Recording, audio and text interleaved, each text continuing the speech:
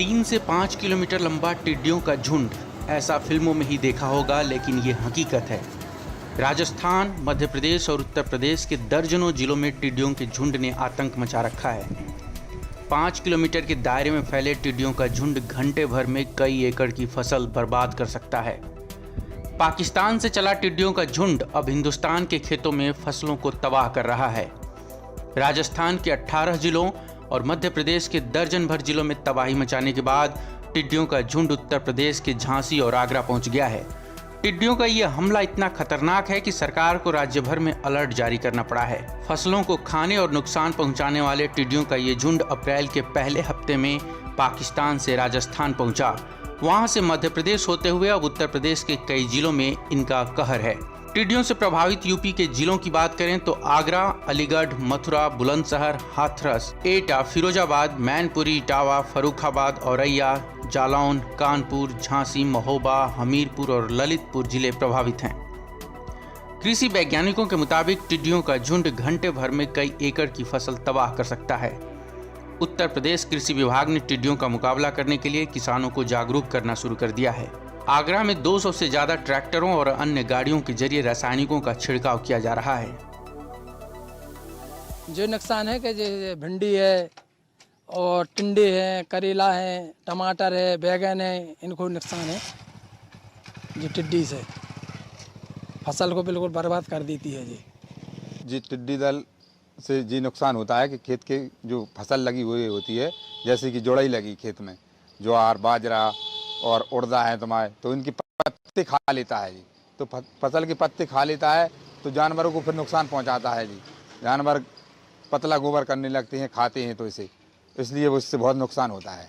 तुरैया खा जाती, भिड्डी खा जाती, तो वो खीरा खा जाती है, लौकी है, करेला है, भिड्डी है, सब कछु है, धरा धना है, वो भी खा जाती है। नुकसान होता है, बहुत नुकसान होता है। 20 मई को टिड्डियों का झुंड राजस्थान के दौसा जिले में था, लेकिन अगले 5 दिनों में 200 किलोमीटर की दूरी तय करते हुए टिड्डियों का दल अजमेर पहुंच गया और अब उत्तर प्रदेश के कई जिलों में आतंक मचाए हुए है।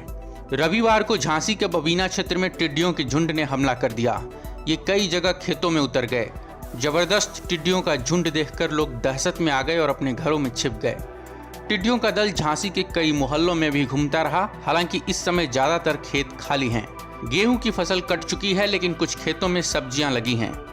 टिड्डी कुछ देर खेतों में बैठे, फिर मध्य प्रदेश की ओर निकल गए। मध्य प्रदेश में टिड्डियों का झुंड 5 किलोमीटर तक लंबा देखा गया है। स्थानीय कलेक्टर ने इस बात की पुष्टि की है।